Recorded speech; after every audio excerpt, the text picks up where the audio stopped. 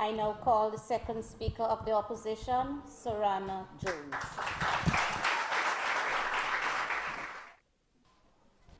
With the protocol already established, good afternoon. Before I start my argument, I must clarify some matters in the air. My opponents seem to be immune to the truth. They have said that technical and vocational education is the model, but yet they have failed to prevent facts and statistics to prove this. Honorable judges, my worthy opponent also compared us to blind people. She has misinterpreted technical and vocational education with special education.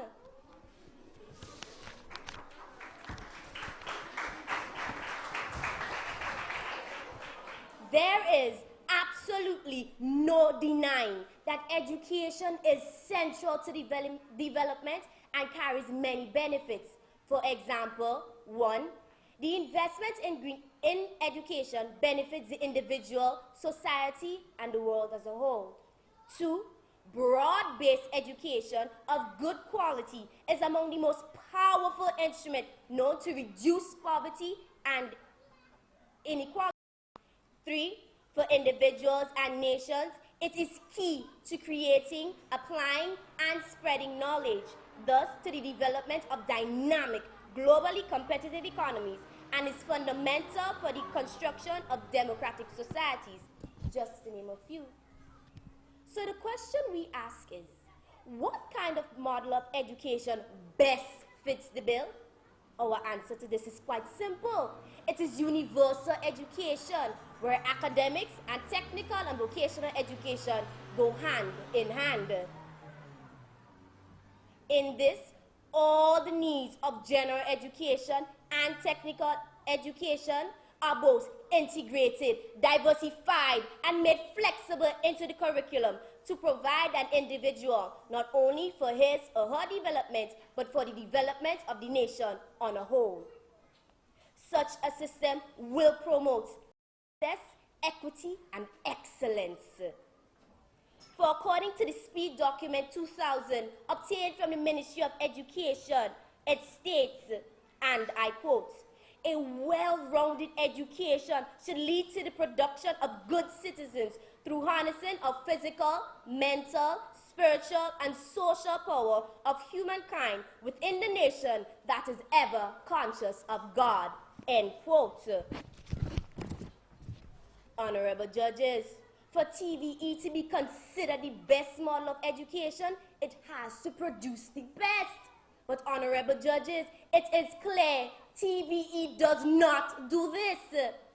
For any model of education to be even considered the best model of education for the development of Grenada, it has to be expected to equip persons with multiple skills so that they are prepared to enter and re-enter the workforce several times in their working lives, and if necessary, retrain themselves when their skills become obsolete and be able to contribute to their personal, economic, and social development and that of their communities in a sustainable way.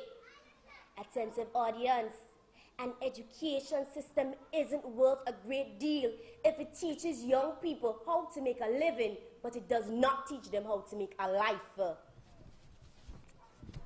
Honorable judges, development must be sustainable.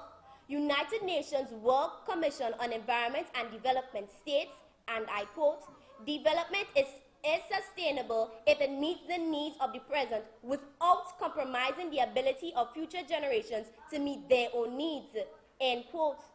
Economic growth can increase the country's wealth, enhance its potential for reducing poverty, and solve other social problems. In other cases, though, economic growth does not follow the similar progress in human development. Instead, growth was achieved at the cost of higher unemployment, greater inequity, weakened democracy, loss of cultural identity, or overconsumption of resources needed by future generations. This kind of growth is inevitably unsustainable. Worthy opponents, do not get me wrong. I'm not saying that technical and vocational education is not important. I am saying that it is not the best model of education for the development of Grenada. Worthy opponents, with the demands of new relationships and the world of work, technical and vocational education should exist as part of a system of lifelong learning, adapted to the needs of each particular country and the worldwide technological development. While UNESCO advocates this model of secondary level education, it recognizes that there is no single model that will suit all countries or even all the communities in a given country. In any case, such a model must necessarily be dynamic, and secondary level education policy should be under continuous review to keep in step with the scientific and technological, economic and societal change. I will now hand you over to my third speaker. I thank you. We will now listen to the summary of the opposition by Kenita Henry.